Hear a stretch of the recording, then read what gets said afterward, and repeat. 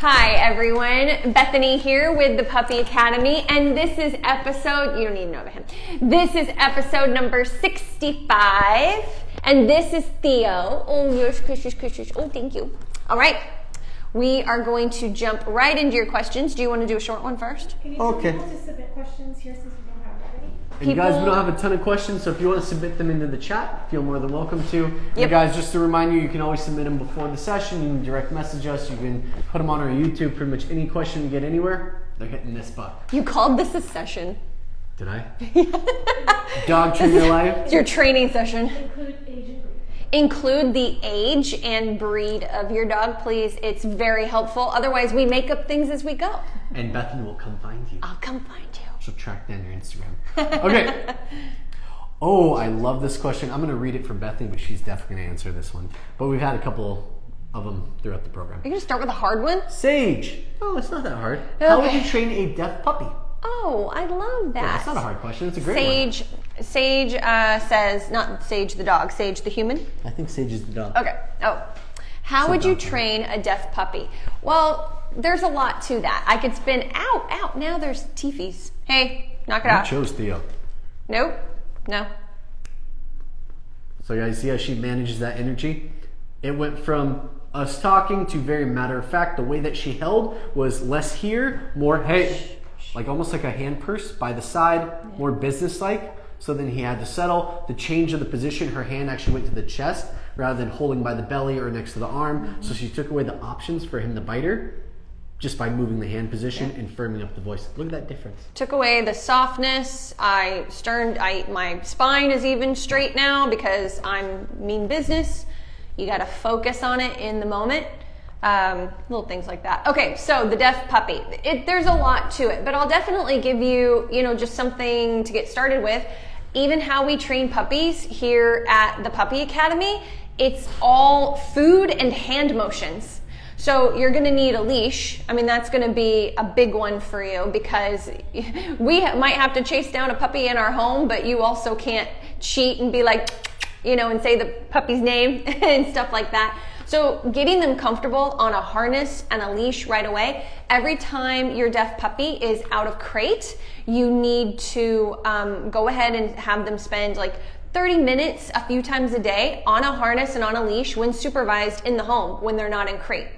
That's super important. Let them just get used to it and let them drag it around. So let's say maybe your puppy's a little resistant. Every time they feel the leash, they lock up. That's really common. With us, we have 3 things. Good boy, plus the hand with food, and the body language. We move backwards to engage the dog. You're missing the verbal aspect to it. So maybe just, if they're food motivated, maybe let them just drag around the leash during your initial training sessions till they get more comfortable and you can pick it up. You do have to spend, in my opinion, you do have to spend a little extra time and care on teaching them how to turn leash pressure on and off. We do that with all of the puppies in the second stage of training, but I think it takes a little longer a lot of times with deaf dogs because with us, we start to apply a little, they already know come and they already understand we move back for food. Stick with a lot of movement stuff. It's always really, really good to start with.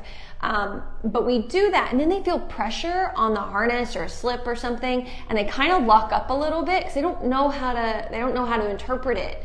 And pressure on the leash creates opposition reflex a lot of times. So they want to go the opposite way they feel pressure. So if they feel pressure backwards, they're more likely to push through the harness and keep going, especially big, wide, flat collars and harnesses. And then same when they're down on the ground. A lot of dogs on harness, they lock up when they feel forward pressure. So stick to pressure from the side, okay? So I move myself to where the leash is at the side of the body. And you don't get to go, it's okay, come on, let's go. Excitement to unlock them. So it can take a little, he's mad now. I'm not rubbing his belly, he's mad. And you didn't give him love. I didn't give him love. He heard your click, click, but there was no love in the treat. But it can take a little bit more time to work them through that because you can't cheat with like, good boy, stuff like that. The high voice, the big energy. But there can be a lot of positive stuff too. But anyway, you go ahead and tug is such a good outlet for dogs. Because this dog might feel like there's going to be a bit of a learning curve for you, the dog doesn't know that he's different. The dog has no idea. It's you that might treat him differently because he's different. Keep that in mind. It's the same with kids. You've got a child that has something going on. They might be in a wheelchair or things like that. If you feel bad and or do everything for them, you're crippling them. So keep that in mind about your puppy, and really just make things as fun and positive. Food is your best friend. You should be hand feeding all of their meals. We do that with all the puppies anyway, but we cut some corners. You know, sometimes I'm like, as long as you do at least one meal a day, you'll build enough of a rapport with your puppy. Not you with the deaf dog. So really do a lot of movement work. I would do come and just move backwards. That's come. Come for food, and you'll eventually add a hand motion to it. It could just be this, or you could do this and then feed like that. The other one's going to be place. And then the other thing I want you to go ahead and start focusing on is body blocking for thresholds and crate doors. So you shut the crate. When they're inside, you kind of shut it a little bit. When they push, they know body language. If they don't know body language, it's because they've been held too much in the last few weeks. They know it from their siblings and from their mom.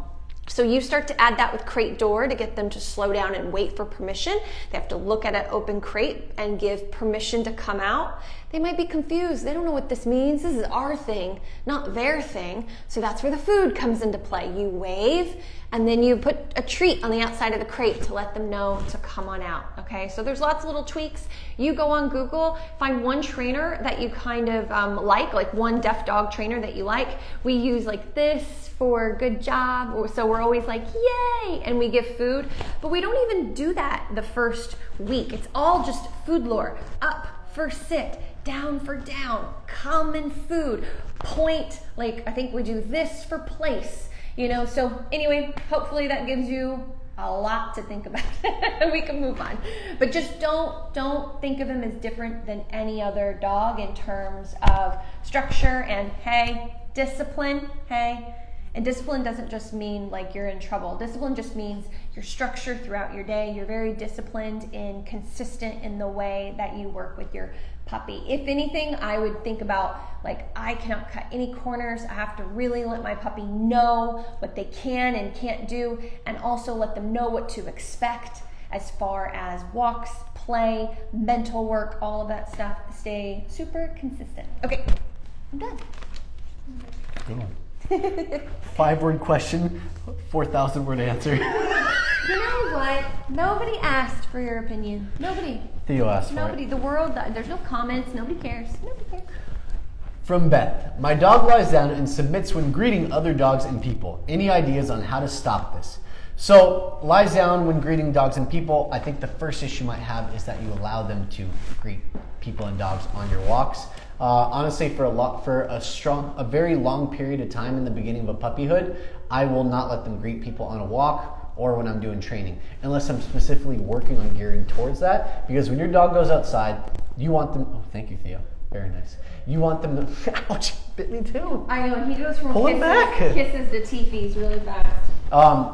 For a while, I don't actually focus on greeting people, because when I take my dogs for a walk outside, I want to be the center of their focus. I'm building their drive to watch me and pay attention to me. So you want a confident sit while people and dogs go around, or you go around them, they go around you. So you have to condition that. That means that you see people from a distance, you pull your dog off to the side, tell them sit, good. Someone walks up, oh, beautiful puppy, can we say hello? Oh, no, so sorry, guys, I'm actually training him. Oh, and already he's getting distracted, so we're going to kind of go this way. Take care, bye-bye. Puppy, let's go, woo! And then move off to the side, good, sit. Yeah, Is that what you do? No, I'm a lot more mean than I know that. you are. I'm so much more mean. I'm like, training, please walk away. But no, seriously. So eventually, when you have people come into your home or something like that, or you don't go to a dog park, but you go somewhere like on a hike where there are other dogs. It's really smart for you to ask this question, and I'll tell you why. It is so, not to scare everybody out there, but it's really common for dogs that have that behavior where as soon as a dog comes up to them, they immediately flip on their back in an overly submissive way. It can easily, I've seen it can easily trigger aggression in other friendly dogs. Or pee. Well, pee too, but I'm more concerned about aggression. So just keep that in mind, just for everybody. It's really, if this seems like, what a weird question to ask, isn't that nice and sweet? It can be a pain in the butt. I've seen it. It's a pain in the butt to walk a dog or have people over and they just constantly flip up. Worst case scenario, aggression.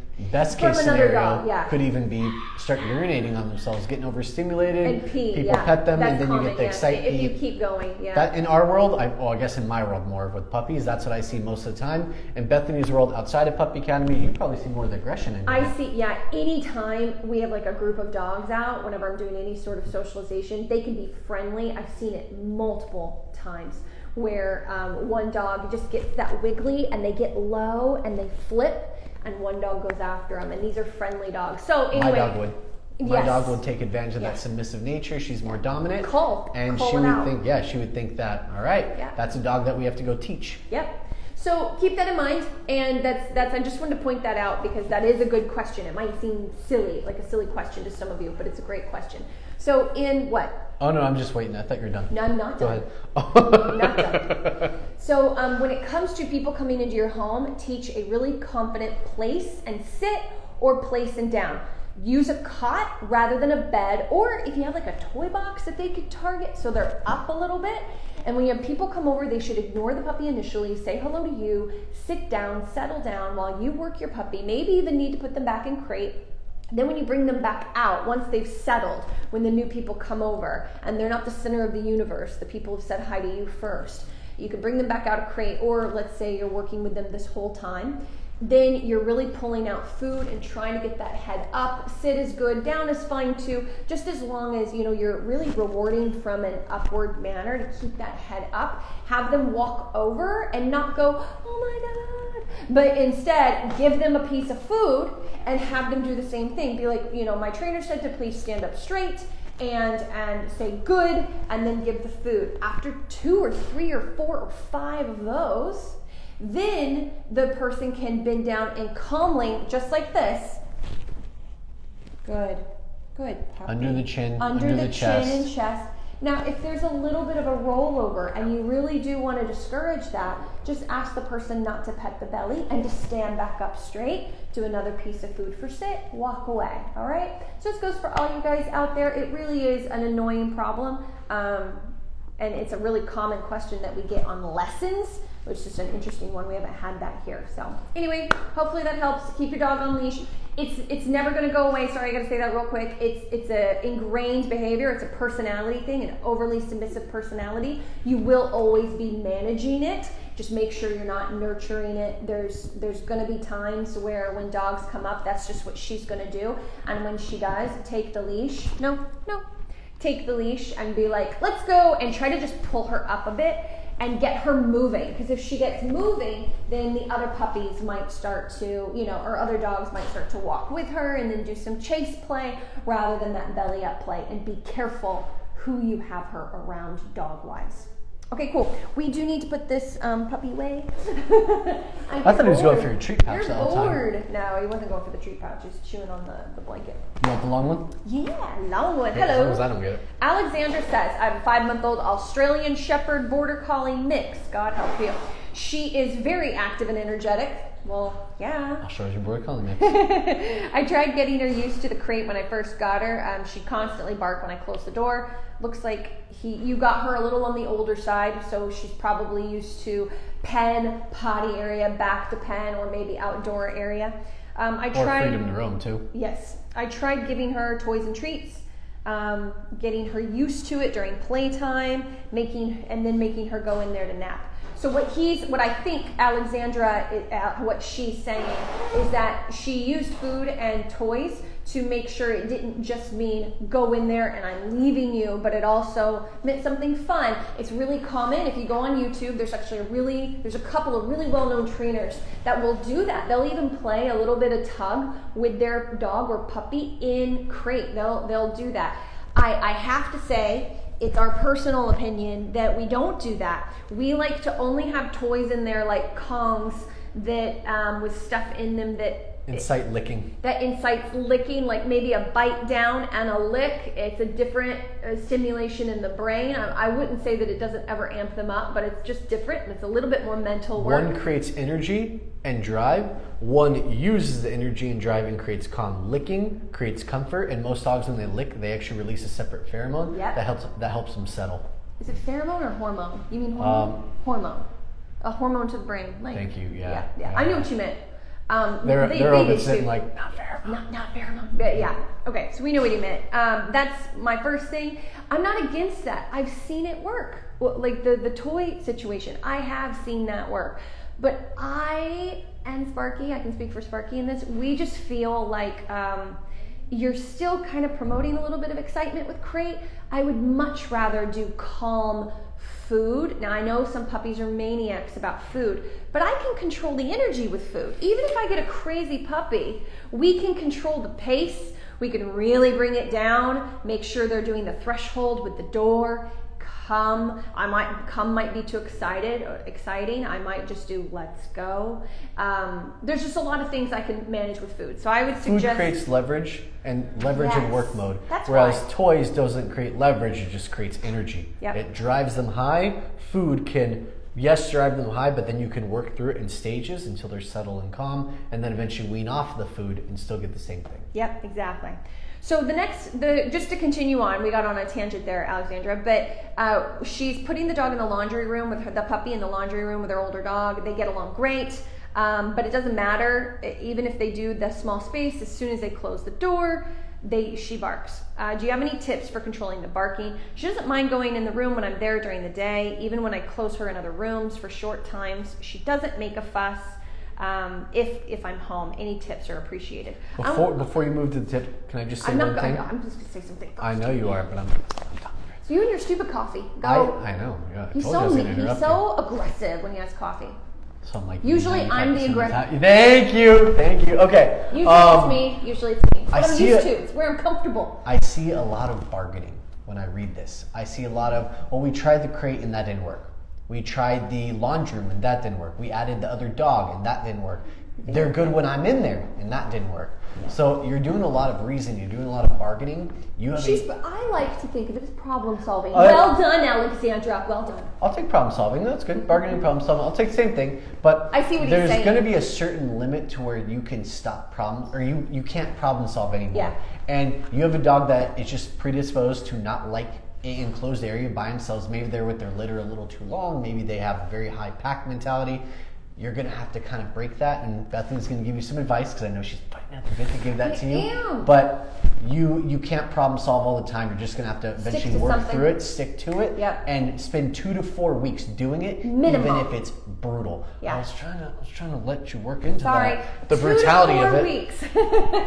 Minimum. All right, Bethany, go. Shoot for it. So all I was going to say is, did everybody listen to what I said? When you have a dog that has some separation anxiety, adding another dog is not the answer. So the email that I got from a person a few weeks ago that they need help and their current trainer said to get another dog, I wanted to... we want to just the trainer, not the dog. It was a trainer told her that, okay, it doesn't matter. Don't get in the weeds, Bethany. Anyway, did you all hear that? Okay. Don't get another dog. No, she didn't get another dog. Alexandra didn't get another dog. She already had the dog for context. But I just want to make sure everybody heard that, and now I feel better. The second dog doesn't help. It actually might even make it worse because it might even convert that other dog to having more separation anxiety, because being in an enclosed room with another dog that's barking like that actually creates anxiety for the dog that's well balanced too. Yes, it does. We're not saying that it did, maybe short term, but there's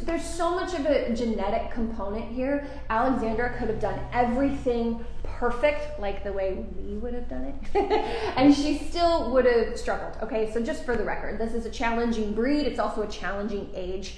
There are so many benefits to actually getting a puppy that's more on the 12-week side. There's a lot of benefits. I'd say this is probably one of the downsides if the breeder isn't already kenneling the dogs separately, which a lot of breeders start to do. A lot of good breeders will kennel the dogs around 8 weeks old, and they'll do it for 2 to 4 weeks for you. Anyway. this is one of the, for just some specifics, this is one of the things that I would do. The puppy is now 5 months, just so everybody knows. This puppy needs to, this is going to be crazy, it's going to blow your mind. No, but this puppy needs less exercise, less play, and more mental work. But what the heck does Training. what the heck does that even mean? Because I say that, and 70% of you are like, oh, I can do that. I love to train with my dog. Puppy, come. Yay, good job. Sit and place. Good, and down. That's not what I mean. I'm not saying that that's bad. It has its place. But if I have a puppy that is really dealing with arousal issues and being alone, I'm sorry, but one, you've got to force your puppy to rest in crate or in that laundry room without your dog, since the dog's not helping. And be careful of destructive behavior. Laundry rooms have chemicals in them that they can get into. Be careful, be careful. That's a good point, thank you. But you really gotta stick it out, because it's gonna take that puppy about 72 hours of, this is gonna sound so harsh for some of you, but this is a reality of separation anxiety. It's going to take about 72 hours of that puppy being wide awake in crate and being fussy and being uncomfortable and whining and barking, and before finally sleeping. So now sleeping can be associated with crate, because this is what everyone does, and I don't blame you at all. But if you really wanted to get over this issue and they're not hurting themselves in crate, like being destructive, I mean, the puppy cannot lay down and take a nap in the sun in the middle of the day because they're exhausted from play with the other dog, play with you, training, and stressed out in crate for 2 hours, and now collapsing, releasing outside of crate. So you got to be tough. That's what he means by sticking to the 2 to 4 weeks. Then if that doesn't work, I would get one-on-one help. But sorry, just to backtrack a little bit, slow everything down. Everything you do. Everything is, let's go, good, slip a piece of food. This happens a lot with puppies. I love engagement work. It's so important to like run backwards, good, and get that puppy right to the food. But even if I calm it down, even if I'm like, puppy, come, move backwards, good, place, good, they can still get so amped up from that running backwards engagement work. It is a necessary piece of the puzzle that every puppy should learn and be great at, because you're going to need it as your puppy ages and gets into adolescence. However, not right now. 1 month, get rid of anything that really is arousal-based, hardcore, moving backwards, associates you guys with excitement. I'm sorry, but be very boring, very matter-of-fact, double, even triple your training time, hand feed all of your meals, but you're not doing as much alluring. So the 5-month-old puppy should be a little more leash guidance and then food reward, then food to place, and then give reward. Does that make sense? So at 5 months old, you should start to transition to place with leash guidance or pointing. Place, good. Can I add something Then to that? reach, I'm not done. Then reach in pouch, then deliver food, down. Good. Then reach in pouch, puppy gets up, no, down. Only lure if you absolutely have to. Slow everything down. Go find 3 routines on YouTube, 3 obedience routines with puppies. School. And we have an online school. Oh yeah. We have a really great online school that would really help you with all of these issues. Look into my eyes, online school, thepuppyacademy.com. We have a million things for you. And I really am done. Go ahead. Oh God, that was hard to wait. I want to interrupt you so bad. When you're rewarding your Because puppy you too. can't stand silent. You just interrupted me. I'm trying to make a point. When you're What is it that you said? I'm sorry, I didn't catch it. I'm going to look for my moments at 4 o'clock to interrupt everything you say. And by the way, for our online school at 4 o'clock on every Wednesday, we do another hour where we demonstrate things too. One-on-one. You see how I did that? That was really great, by the way. That's what you should do. Okay, when you're rewarding your puppy, just going off what Bethany said, you're actually rewarding calm dog. You're not rewarding crazy wiggle butt on the place waiting for the food. You'll just wait them out. They get up, right back to sit. They eventually are like, good, treat. Hand petting and hand rewarding, like pet rewards, that doesn't exist for at least a month. You're not doing like sit, good, head pet. I see it all the time. Good, treat. Okay, they did good, head pet. No. If they're calm, after training is over, after they've earned something, You can do, I know, but come on, be nice. You can I was going to tie in my Rufus conversation, so don't worry about that. Calm. You can reward calm already. Puppy is calm, but you have to be calm too. If you get arousal, a lot of tail wagging and wiggling, you represent excitement. And a lot of that could be genetic. I'm not just picking on you, I swear. I'm going off genetics. Nope, I'm interrupting. So Matt, I hope you're here. I had a call with one of our clients named Matt. His dog's name is Rufus, and he's very similar to this situation that we've been talking about. I've been hoping to tie him into this as well. They did not ask to be outed on social media. Oh, I actually told him I would out them on social media. Hi, Mark. So Mike, I told him I was going to reference Matt. Matt? You were so close. You had an M. We have two different dogs here. We have a dog named Boone, Vizsla. We have a dog named Rufus, another Vizsla. And the genetic predisposition is so apparent and obvious between these two dogs. Rufus is a dog that is in the crate, and he's really struggling on it. And Boone is a dog who's also in the crate, and he sleeps through whatever's happening on our main training floor. It's another situation I've even referenced to you, Matt, and this is a perfect example of what you can do. Every piece of advice that I already gave you on our call, plus what Bethany just said on all the different breakdown and the routines that you can practice, that is perfect for your situation, because dogs can be so different. One dog is genetically more predisposed to be very high energy and more stressed out in the crate. One dog is not. It really just depends on the type of dog you have. It can't be forever, but give us a month. Yeah, the different styles that you work your dog, the different ways that you reward them, that's everything. That's everything that your dog needs and what they don't need as well. Your walk is a working walk. It's mostly about turns, being connected with you, not using excitement to get that connection. It's more leash and body language and food. Okay, we got to move on. I need a clarification point. Yeah, go ahead. Bethany, you mentioned something about the crate taking 72 hours for the puppy to calm down and lie down in it. But you didn't mean keep the puppy in there for 72 hours. Yes, so Ricky's asking me about the thing I said about the 72 hours in crate. So what I meant was you bring your puppy out, you potty, feed, work them, play with them, and then they get playpen or crate for another 2 to 3 hours depending on their age. I meant it would take 3 days of that rotation before your puppy will really start, potentially really start to settle in crate. And there's no sleeping outside of crate, I already only said that. inside of Okay, crate. Honeybee says, thoughts on prong collars. We did a consult with a new trainer and they use them, but I'm hesitant. I'm gonna be honest, I don't know age or breed. So I can't answer this question very well because I don't know age or breed. We need age or breed, especially with something like this. But I will say this, if your puppy is over 6 months old, this is what you're looking for. This is what you wanna look for. Do they use food? I'm assuming there's no behavioral issues, okay? So do they use food? Do they teach leash pressure guidance on and off? You can kind of look up what that means. The dog needs to understand how to turn pressure off. Why do they ask why they want one? Is it to correct bad behavior? Do they correct for obedience, like non-compliance with obedience? My personal opinion is, I'm not saying I'd never do it, but I'm not big on it. I like looking at the state of mind of the dog, because if the state of the mind of the dog is calmer, then they'll listen to my obedience. If my dog doesn't down and they're on the strand, and my 6-month-old puppy is like this, they're so excited in a down, and they hop up for that, my personal opinion, I'm not going to correct that. I'm going to work the brain. I'm going to get the brain back in tune with me. I might go after the brain if there's reactivity. If it's an older dog, I don't have breed. I don't have age and breed. So there are some exceptions in certain situations, but that's what you need to know. Ask those types of questions, then get a feel for if you like the answers. Because there's nothing wrong with training tools if they're used correctly, but every trainer has a very different idea of what correct is. Is that good enough? You need to add? I also want to know, are they willing to use other tools? I mean, there's star mark training collars, there's prong collars.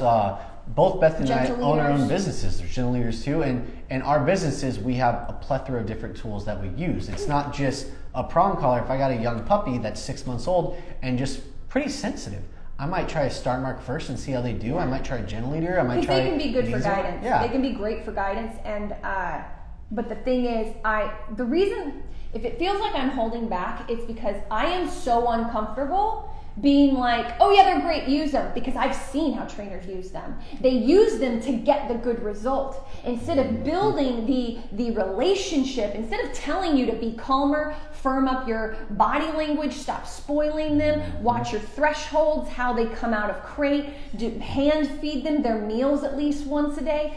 You don't get that. You just get, oh, okay, let's go to a busy park. I'm going to put a prong collar on your dog and look how great they behave. You need to start asking those types of questions to see what kind of answers you get. There's supposed to be conditioning before you introduce a training tool, because you're looking for a relationship. You need a baseline. Come sit down, stay in a calm, quiet environment. Yes. Introduction of the tool in the calm, quiet environment, and then build up to the busier environments as the dog gets older. And by a tool, that's also a slip leash, or a leash on flat collar, or a leash on harness. They need to understand the expectations of what pressure means before you do anything else. I'm moving on. And what kind of so many great tools out there. Don't get stuck in the rut of one single tool. All right, what treats do you use? We prefer 90% of the time using the dog's food. However, at the Puppy Academy, we do have to use treats because we're not home all the time with the dog. A lot of times I like treats for outdoor use. We suggest kiwi, that's what it's called, right? Ziwi. Ziwi, not kiwi, ziwi. Yeah, and kiwi's toxic to dogs. And do not use kiwi. Ziwi and Real Meat has this great dog food jerky. Love it. Okay. Single ingredient treats. There's a lot of great ones out there. Just look for single ingredient treats, or like 1 or 2 ingredients. Yeah. All right, how to stop, oh, this is a client, Charlie. Krista says, how to stop your puppy from barking in their crate.